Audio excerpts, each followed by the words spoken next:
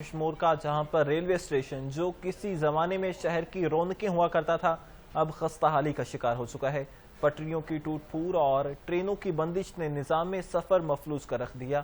مزید جان لیتے ہیں نمائندہ 7 نیوز جاوید دشتی سے۔ جی جاوید دشتی، آگاہ کیجیے گا۔ بالکل، اس وقت میں موجود ہوں کشمور کے ریلوے اسٹیشن پر۔ یہاں پر کبھی 2 ٹرینیں چلتی تھی، ایک خوشحال خان خٹک اور دوسرا چلتن، اب کئی دہائیوں سے بند ہیں۔ یہاں کے مسافر پریشان ہیں۔ غریب کے لیے ٹرین سستا سواری تھا اور یہاں کے اسٹیشن بھی سنسان اور ویرانے کا منظر دکھائی دے رہا ہے۔ اسی حوالے سے میرے ساتھ ایک شہری موجود ہیں، آئیے ان سے بات کرتے ہیں کہ ان کے بارے میں کیا کہنا ہے۔ 2 ٹرینیں چلتی تھی، چلتن اور خوشحال، بھی ہمارا انتظامی تھے، گزارش ہے تو ان کو بحال کیا جائے، ہم بہت پریشان ہیں مسافر لوگ۔ جی، آپ نے ان کی باتیں ان کا یہی کہنا تھا کہ ٹرین غریب عوام کے لیے سستی سواری تھی۔